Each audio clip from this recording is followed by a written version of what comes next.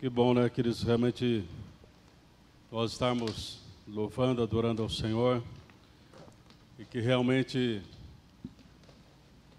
não falte o óleo nas nossas vidas e estejamos sempre preparados, né, para assim que o Senhor voltar ou nos chamar, estejamos realmente preparados. Hoje quero compartilhar com os irmãos, irmã, Salmo 122. Salmo 122. Como eu disse, nós estamos com o propósito de estarmos ministrando do Salmo 120 até o 134, que são os salmos dos peregrinos que iam para Jerusalém, iam para lá para poder realmente adorar ao Senhor. E isso me veio, né, essa ideia de nós ministrarmos os salmos, porque muitas vezes, na minha caminhada na igreja, sempre quando pedíamos para alguém fazer uma abertura de culto, geralmente o pessoal vai lá nos salmos, cata um salmo e lê um salmo. Entre aspas, diziam, era mais fácil, né? Era mais fácil. Mas hoje, meditando melhor nos salmos, nós vemos a riqueza dos salmos e que por muitas vezes nós tratamos assim, de uma maneira tão simples e não nos aprofundamos. Então me veio, né, no coração de pregar esses 15 salmos. E uma outra coisa que o Senhor tem colocado no nosso coração é que há um tempo atrás chegou para nós, né, um material de um pastor chamado Brian Morgan. Ele é pastor em Palo Alto, lá nos Estados Unidos, e ele fez um estudo muito profundo no Salmo 119, que é outro salmo, né, que a gente fala muito e brinca muito, mas lê pouco. Então nós estamos preparando, né, se Deus assim o permitir, 22 sermões em cima do Salmo 119, para depois estarmos ministrando aos irmãos. Brian Morgan chama esse sermão, os seus sermões do Salmo 119, a viagem da alma, porque muitas vezes na nossa caminhada, a nossa alma se perturba dentro de nós, muitas vezes na nossa caminhada nós deixamos de ver realmente o Senhor agindo em todo o tempo. O salmista começa dizendo, no Salmo 122, alegrei-me quando me disseram, vamos à casa do Senhor. Pararam os nossos pés junto às tuas portas, ó Jerusalém. Jerusalém que está construída como cidade compacta, para onde sobem as tribos do Senhor, como convém a Israel, para renderem graças ao nome do Senhor. Lá estão os tronos de justiça, os tronos da casa de Davi. Orai pela paz de Jerusalém, sejam prósperos os que te amam. Reine paz dentro dos teus muros e prosperidade nos teus palácios. Por amor dos meus irmãos e amigos, eu peço, haja paz em ti. Por amor da casa do Senhor, nosso Deus, buscarei o teu bem. O título dessa palavra, queridos, é Alegrando-se com o povo de Deus.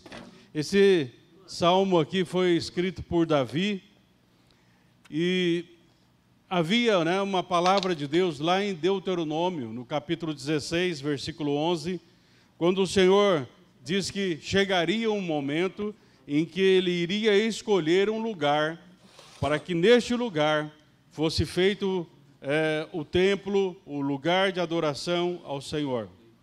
Vários séculos depois, Jerusalém é conquistada e se tornou este lugar, o lugar de adoração. Então Davi escreveu o Salmo 122 para incentivar o povo a peregrinar e está indo para Jerusalém para que ali se tornasse um lugar realmente de adoração, uma adoração mais intensificada ao Senhor, porque a vida de adoração tem que ser a todo momento, mas ali seria o momento de uma intensificação da adoração ao Senhor. O incentivo era necessário, porque havia muitos percalços para que alcançasse o progresso, para que eles pudessem estar indo a Jerusalém. Havia muitas dificuldades. E alguém, Charles Swindoll, no seu livro, ele fala que muitas vezes o progresso, o avanço não é fácil. Charles Swindoll escreveu um livro que tem como título 3 passos para frente, 2 para trás. Se você analisar, haverá progresso, mas é muitas vezes um progresso mais lento. E muitas vezes estavam assim os peregrinos, e muitas vezes nós estamos assim. 3 passos para frente, 2 para trás. O Salmo 122, ele já relata, é um spoiler da chegada dos peregrinos em Jerusalém. É um som de música, de adoração ao Senhor, daqueles que esperaram muito tempo para estar na presença do Senhor. E se você observar os versículos 1 e o versículo 9, ele vai começar dizendo da casa do Senhor e termina falando sobre a casa do Senhor. Uma das coisas importantes para nós, queridos, é entendermos isso, que nós precisamos estar na casa do Senhor, precisamos nos reunir como povo de Deus para nos alegrarmos e que essa alegria seja contagiante realmente. No versículo 1, então, diz assim: alegrei-me quando me disseram, vamos à casa do Senhor. Uma tradução mais literal desse versículo seria: eu me alegro com aqueles que estão me chamando para ir para a casa do Senhor. Eu me alegro porque eu percebo que eu não estou sozinho nesta caminhada. Há outros que desejam também ir à casa do Senhor, há outros também que querem adorar o Senhor. Eugene Peterson, no seu livro de comentários sobre esse salmo, ele diz que o Salmo 122 é uma canção de uma pessoa que decide ir à igreja com o propósito de adorar a Deus.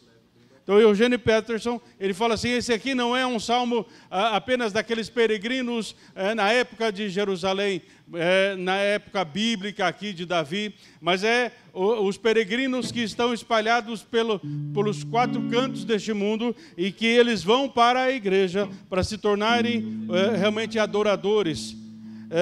Então aqui seria: alegrei-me com aqueles que me disseram, vamos à casa do Senhor. Quer dizer, aqui demonstra que o coração está totalmente voltado para a adoração. Há uma alegria, pois eles estão juntos como um só povo, com um só objetivo, a adoração, adorando aquele que é único e digno de toda a honra, toda a glória, todo o louvor. Podemos ver aqui, queridos, que é importante nós encorajarmos uns aos outros nesta caminhada. Encorajarmos para que realmente nós possamos estar cada dia mais desejosos e nos alegrando e realmente tendo uma ideia de que estar na casa do Senhor, estar na presença do Senhor, realmente é a melhor coisa que nós podemos estar fazendo. No Hebreus capítulo 10, versículo 23 a 25, o escritor de Hebreus também, ele nos fala mais ou menos dentro da ideia desse salmo. No capítulo 10 do livro de Hebreus, diz assim, a partir do versículo 23, guardemos firme a confissão da esperança, sem vacilar, pois quem fez a promessa é fiel. Consideremo-nos também uns aos outros, para nos estimularmos ao amor e às boas obras. Não deixemos de congregar-nos, como é costume de alguns, antes façamos as demonstrações, e tanto mais quando vedes que o dia se aproxima. Então aqui é mais ou menos isso que o salmista Davi está dizendo. Vamos à casa do Senhor, não deixemos de nos congregar. Então o escritor de Hebreus, ele diz: mantenha-se firme, ou seja, se apegue às confissões da esperança sem vacilar. Ou seja, essa expressão sem vacilar é não se incline para uma outra coisa, a não ser se inclinar para a adoração do Senhor, não perca o foco. E aí então ele fala, consideremos uns aos outros, nos estimulemos, e não deixemos de congregar. A ideia aqui, congregar, queridos, não é apenas deixar de vir ao templo, mas vamos nos reunir como irmãos e irmãs para juntos adorarmos ao Senhor. Porque não adianta virmos à igreja e apenas nós falar, a minha parte eu já fiz hoje e está tudo bem. Não, aqui não deixemos de congregar ou não deixemos de estar junto com outros irmãos para juntos expressarmos a adoração ao Senhor. Por quê? Porque a vida cristã não é solitária. E sempre haverá, queridos, aqueles que não se dobraram aos argumentos do sistema mau deste mundo, que continuam remando contra a maré. Assim como Elias pensava que estava sozinho e Deus mostrou que havia 7.000 pessoas que não se dobraram aos ensinamentos de Baal. Ou seja, aqueles mesmo diante dos obstáculos, nós temos que manter a alegria, e desta maneira a alegria de estarmos na casa do Senhor é aquilo que vai trazer para nós um refrigério. Por isso nós precisamos nos alegrar e estarmos indo juntos com os outros irmãos e irmãs para a casa do Senhor. A alegria do salmista aqui, queridos, é porque ali na casa do Senhor ele está junto com outros peregrinos. E ele percebe que a adoração também não é algo individual. Nós temos, talvez, culpa nossa mesmo, construído uma igreja onde o individualismo também tem tomado conta. Não é lá no mundo, o mundo é individualista, porque o mundo jaz no maligno, e o maligno, o diabo, ele veio realmente para separar, para criar confusão.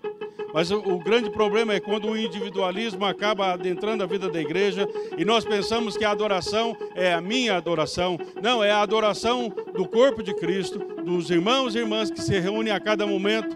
Se você olhar para o livro de Apocalipse e ali você ver a adoração, você não vai ver só o anjo Gabriel lá adorando o Senhor, você vai ver milhares de anjos adorando o Senhor, e é isso que o Senhor quer, a sua igreja em adoração, a sua igreja realmente se alegrando, e eu creio que quando o mundo percebe que realmente a igreja do Senhor é uma igreja alegre, eles vão vir para perceber ou tentar descobrir por que é a nossa alegria. E aí então nós vamos dizer porque nós temos um Deus que nos ajuda a cada momento. Quando Jesus fala para a mulher samaritana, ele não usa a expressão, olha, o Pai está procurando adorador. Mas se você ler ali atentamente, você vai ver que Jesus fala assim, o Pai está procurando adoradores. Ou seja, não é só um. Deus está buscando, está construindo e expandindo o seu reino através da igreja. Esse versículo do Salmo aqui, queridos, nos desafia realmente, quem sabe, a convidarmos outros. Vamos à casa do Senhor. Precisamos muitas vezes encorajar, precisamos dizer, olha, você é importante para que juntos possamos adorar ao Senhor. Eu não quero adorar ao Senhor sozinho. Eu quero que irmãos e irmãs, famílias e mais famílias se juntem nesta adoração ao Senhor. Sabe, aqui o salmista diz, eu me alegro com esses irmãos. Como nós reagimos quando nós recebemos ou quando chega o momento de nos reunirmos? Como igreja, será que nós mantemos a alegria? Porque nós vamos nos reencontrar, porque nós vamos intensificar a adoração ao Senhor, porque neste momento nós nos tornamos uma comunidade de adoradores. Será que nós nos alegramos com tudo isso? Porque estamos como irmãos, como igreja, como corpo de Cristo, e nós vamos adorar o Deus vivo. No versículo 2, o salmista diz, pararam os nossos pés junto às tuas portas, ó Jerusalém. A ideia aqui, numa outra tradução, diz, nossos pés estão seguros e os nossos corações estão felizes. O Senhor tem nos guardado. Os pés estar firmes, queridos, aqui significa, tem uma ideia de que o peregrino ele chega diante do templo, ele não adentra, mas ele para, seria os pés aqui firmes, seria os pés estão parados, e ele começa a observar ali, isso logo na porta, e ele fala, valeu a pena a caminhada. Porque eu estou vendo muitos irmãos aqui. Valeu a pena a caminhada, e mesmo diante do sol quente, mesmo diante das intempéries da vida, agora eu estou aqui. E ele reconhece que isso é graça. É pela graça. Mas nós precisamos colocar graça de Deus na nossa caminhada, senão a caminhada se torna insuportável. Precisamos ter graça de Deus para que nós possamos continuar firmes, resolutos. Eu fico pensando essa ideia do salmista contemplando ali aquele momento dos irmãos e do templo. Quando Paulo fala diante da sublimidade, Paulo também começa a ter um momento de contemplação. Muitas vezes, amados, nós deixamos de contemplar.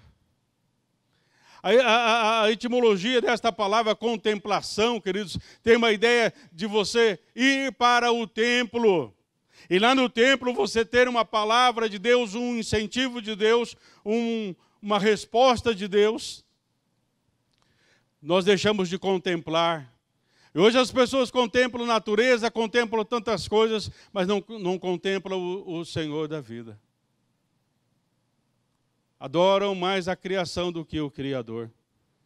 Nossos pés estão parados para poder contemplar. Alguém disse que a oração contemplativa centra-se na escuta da voz de Deus através da sua palavra. Será que, amados, nós temos parado realmente, ou nossos pés continuam agitados, correndo para cá e para lá, como tinha um desenho na época do pastor Eduardo, o Ligeirinho. O Ligeirinho não parava, aí corria para cá e corria para lá. Ninguém pegava ele. Mas nós não podemos ser ligeirinhos, nós temos que parar. Parar para contemplar o Senhor. E nessa oração contemplativa, escutarmos a voz de Deus. Contemplar, queridos, é ato de olhar para. Então, quando estamos contemplando, estamos olhando para Deus. Atentamente, estamos considerando a presença dEle. Por isso nós precisamos estar no templo. É por isso que o salmista se alegrou quando disseram, vamos à casa do Senhor. Samuel Cox, num dos seus livros, diz, esse salmo não apenas descreve como os hebreus sentiram naquela época, mas como nós, como cristãos hoje, devemos sentir. E aí, queridos, agora eu tenho que me entregar. Essa canção é do meu tempo. Uma canção que dizia assim, e é muito mais antiga do que você pensa. Reunidos aqui, só para louvar ao Senhor. Novamente aqui em união. Algo novo há de acontecer. Algo bom Deus tem para nós. Será que nós estamos vindo, queridos, para a vida da igreja com essa expectativa? Deus tem algo novo vai acontecer, essa mesmice dessa vida, dessa mediocridade de vida tem que acabar com o novo de Deus, com o bom de Deus para nós. A vida não pode ser apenas isso, queridos. Venho na igreja alguns minutos, algumas horas, volto para casa e eu continuo pagão do mesmo jeito. Eu continuo ateu do mesmo jeito. Eu não exercito a minha fé. Eu não convido ninguém para se alegrar comigo na adoração ao Senhor. Queridos, isso é para nós, não era só para o povo de Israel. Nós temos que nos alegrar com o povo de Deus, como igreja do Deus vivo. E aí, então, queridos, veja aqui no versículo 3, parece que é uma coisa sem sentido, mas a palavra de Jerusalém que está construída como cidade compacta.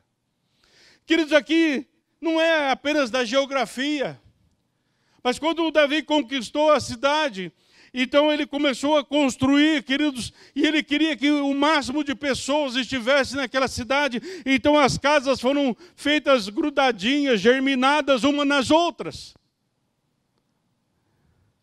Por isso que fala uma cidade compacta. E essa palavra shabar, que é a palavra compacta, traz a ideia de unidade. Fala de Jerusalém, é uma cidade que tem unidade. É uma cidade que tem comunhão. É uma cidade que tem aliança. Então, queridos, essa cidade compacta simboliza a unidade. Tanto é que no Novo Testamento, em Apocalipse, fala da nova Jerusalém, para onde nós todos iremos, porque ali fala de unidade, fala de um povo de Deus que está reunido com um só propósito, adorar o Senhor. Mas será que nós, como igreja, estamos sendo uma igreja compacta? Estamos sendo uma igreja onde há unidade, onde há comunhão, onde há aliança? Porque, queridos, a palavra diz, e esse é um outro salmo que nós vamos ver, o 133, quando o salmista diz, quão bom e quão suave é viverem unidos os irmãos. E aí ele fala, é tão bom, que ali o Senhor ordena sua bênção. Bênção, vai lá, pega aquele povo. Ou seja, eu não corro atrás da bênção. A bênção começa a correr atrás de mim. Eu estou andando e a bênção vem. Vou te alcançar. Queridos, será que nós somos uma igreja onde a bênção nos alcança? Ou somos aquela igreja que ainda está pedindo a bênção do Senhor? Será que nós somos essa igreja que realmente é uma igreja compacta? Onde todos se alegram para vir adorar ao Senhor? Aqui, queridos, não fala apenas de arquitetura, de pedras, mas fala de pessoas. Davi está dizendo, a cidade é uma cidade compacta.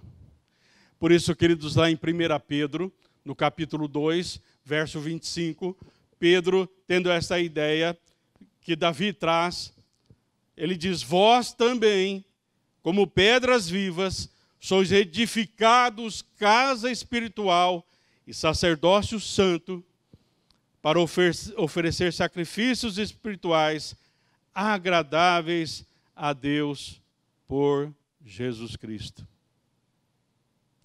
Quão bom e suave é viver os irmãos. Ali em Efésios, queridos, no capítulo 4, no verso 16, eu vou ler na Bíblia Viva, diz assim, Efésios 4,16, sob a sua direção, ou seja, a direção do Senhor Jesus, o corpo inteiro se ajusta perfeitamente, e cada um dos membros, em sua maneira particular, auxilia os outros membros, de tal modo que todo o corpo saudável está em crescimento e cheio de amor. O único momento aqui que fala de individualidade é cada um tem seu dom, mas junta-se esse dom para que os demais possam crescer, para que os irmãos possam crescer, para que o corpo seja saudável. Mas nós precisamos ter essa ideia. E aí continua, queridos, Davi falando sobre essa questão da importância da unidade. Perceba uma coisa, no versículo 4, aí, voltando ao Salmo 122, versículo 4 diz, para onde sobem as tribos do Senhor, como convém a Israel. Não é tribo de Judá, Issacar, de Israel, todos são tribos do Senhor. Aqui o Senhor fala, chega dessa divisão de tribos. Todos são a tribo do Senhor. Aqui fala de unidade. Porque é um só Senhor, uma só fé, um só corpo. Pode ter muitos dons, mas todos têm o mesmo objetivo, edificar a igreja do Senhor. Amados, o povo vinha de diversos lugares, diferentes tribos. diferentes origens, diferentes situações, mas eles tinham um único propósito. Todos eles se reuniram para adorar e louvar o nome do Senhor e se tornaram tribos do Senhor. Nós temos várias famílias, nós temos várias ideias, nós temos vários conceitos, mas quando nós nos reunimos aqui, queridos, nós somos tribo do Senhor, para louvar e adorar o Senhor. Em Cristo, como diz lá em Romanos capítulo 12, verso 5, em Cristo, nós que somos muitos, formamos um só corpo, e cada membro está ligado a todos os outros. Somos muitos, mas formamos um só corpo, porque nós somos tribos do Senhor. Amém? No versículo 5, queridos, do Salmo 122, Davi diz, lá estão os tronos de justiça, os tronos da casa de Davi. Queridos, aqui é uma interpretação, mesmo no hebraico ali, não nos traz tanta luz, vendo as etimologias da palavra, mas alguns comentaristas nos trazem a ideia, queridos, que a palavra traduzida aqui como julgamento, ela também traz a ideia, porque num julgamento você tem que tomar uma decisão. O juiz, depois de ouvir muitas coisas, ele toma uma decisão. E para tomar essa decisão, queridos, então os comentários nos apresentam isso, para que se haja uma decisão correta, justa, se faz necessário ter sabedoria. E aí, então eles dizem, como que nós podemos ter essa sabedoria? Porque nós estamos reunidos como povo de Deus. E como povo de Deus, queridos, nós temos que ter sabedoria para que nada venha a atrapalhar esta unidade do corpo de Cristo. Porque há forças contrárias que tentarão soprar para que essa unidade não aconteça. Nós precisamos, queridos, realmente da palavra de Deus. Palavra de Deus. E há um texto, queridos, que eu gosto muito, Colossenses capítulo 3, verso 16, onde Paulo diz que a palavra de Cristo habite em vocês ricamente. Então perceba, a palavra vai habitar ricamente. Queridos, entendem aqui essa palavra habitar, enoikel, no grego tem o sentido assim, que a palavra te influencie. Tem diferença, né? Você fala, habite ricamente. Você pode decorar um monte de texto bíblico, mas não é isso que o texto está nos dizendo. Está dizendo que você leia a palavra de Deus e que esta palavra influencie o teu julgamento. Influencie a tua forma de olhar. Influencie a tua forma de ouvir. Então habite ricamente a palavra de Cristo em vocês, ricamente. Aí então ele vai falar assim, ao ensinar, ao admoestar uns aos outros, com toda a sabedoria, e ao cantar salmos, hinos e cânticos espirituais, com gratidão em seus corações a Deus. Queridos, se nós tivermos realmente a palavra de Deus nos influenciando, nós somos a tribo do Senhor, que vai adorar, são os adoradores que o Pai não precisa mais procurar, porque nós somos a tribo do Senhor, que vamos adorar ao Senhor em espírito e em verdade. Então a palavra precisa exercer uma ação sobre a nossa mente, sobre o nosso agir, sobre o nosso pensar. Nós nos submetemos em obediência a esta palavra. E através, queridos, do momento da adoração como comunidade e o corpo vivo de Cristo, nós ministramos uns aos outros. Queridos, uma igreja que é o povo do Senhor, que é o corpo vivo, ela ministra uns aos outros. Sabe, queridos, porque nós precisamos muitas vezes, como aquela expressão no livro de Isaías, no capítulo 41, verso 6, diz assim, um ao outro ajudou e ao seu irmão disse, esforça-te. Porque muitas vezes é difícil, queridos.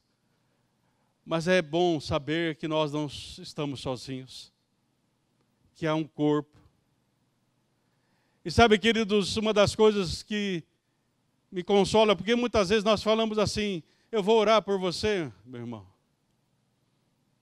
Muita gente, se não anotar no caderninho, esquece. Que é tanto pedido de oração. Mas sabe, queridos, uma coisa que eu percebi, por sermos tribos do Senhor, se eu talvez esquecer de orar por você, meu irmão, me perdoe. Mas eu quero que você entenda que como corpo de Cristo, muitas vezes nós não sabemos orar como convém, mas o Espírito intercede por nós. O Espírito ora por você e Ele não esquece. Quer mais?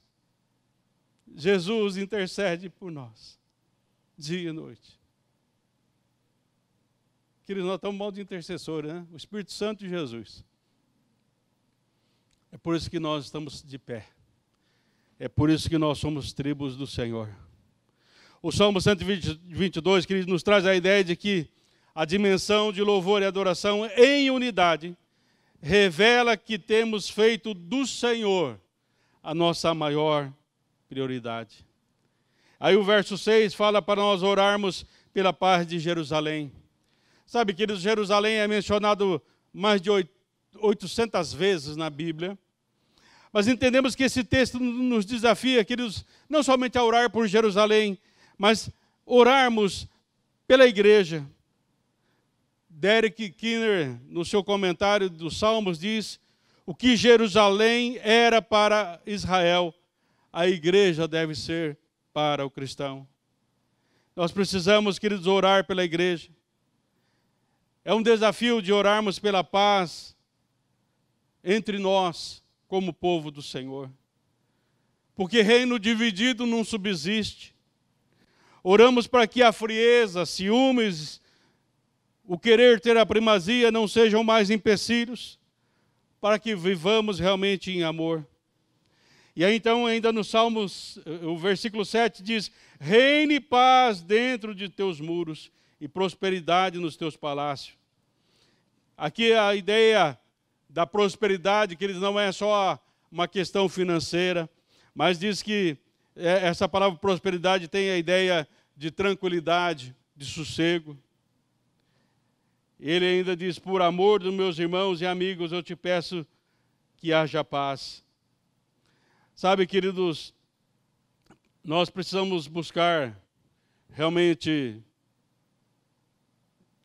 com intensidade manter a unidade. Eu tenho enfatizado isso. Se você observar, nós não criamos unidade, mas nós mantemos a unidade. Mas isso requer uma intenção, requer esforço. E dentro do contexto desse salmo, queridos, temos a ideia de que a oração é importante. Contudo, é importante que as orações se tornem ações de serviço, investimento, tempo, recursos e apoio de uns para com os outros. Charles Spurgeon dizia: primeiro amamos a igreja e depois trabalhamos por ela. Vemos que é bom, então buscamos o que é bom. Queridos, eu fiquei pensando, quando eu li essa citação de Spurgeon, primeiro amamos a igreja e depois trabalhamos por ela. Muitos não querem trabalhar, e eu fiquei pensando, será porque não amam a igreja ou não entendeu o que é ser igreja? E muitos trabalham e querem trabalhar, mas não amam. Queridos, eu tenho que refletir. Se eu estou amando realmente a igreja como corpo de Cristo, eu preciso trabalhar pela vida da igreja. E se eu estou trabalhando sem amor, eu preciso pedir perdão ao Senhor, porque muitas vezes nós queremos reconhecimento, muitas vezes nós queremos os aplausos. Isso não é motivação, porque logo você vai desmotivar, porque não haverá aplausos, não haverá realmente aquele tapinha nas costas dizendo: bom trabalho, continue assim. O que nós aprendemos com esse salmo? Adoração é algo comunitário. nós precisamos vir à casa do Senhor como igreja, corpo vivo de Cristo, para adorar o Senhor. Deve ser intencional, não opcional. Pois se você é tribo do Senhor, como tribo do Senhor, nós estamos vindo para adorar o Senhor. A adoração como igreja é uma mudança de vida. Que a adoração como corpo de Cristo seja algo inegociável. Sabe, queridos, eu não gosto muito dessas pressões, mas é interessante, esses dias eu ouvi um comentário dizendo assim: uma pessoa levanta pela manhã e ele está com uma tremenda dor de cabeça. Quem tem cabeça sabe o que é isso. E aí então você fala assim, e é uma segunda-feira, você está com dor, mas você fala assim: eu preciso ir trabalhar. Eu diz o pastor Eduardo: não é assim, não é assim. Mas aí você levanta num domingo com dor,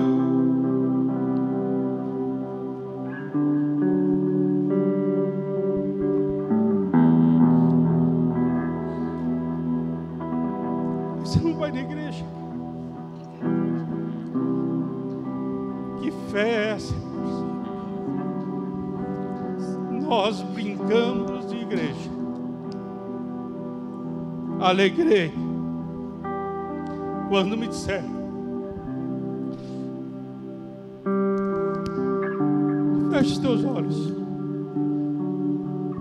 Oh, aleluia.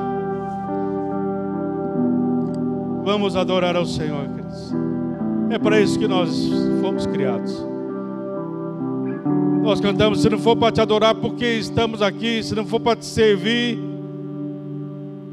fomos criados para o louvor da sua glória, do amado em Cristo. Aleluia.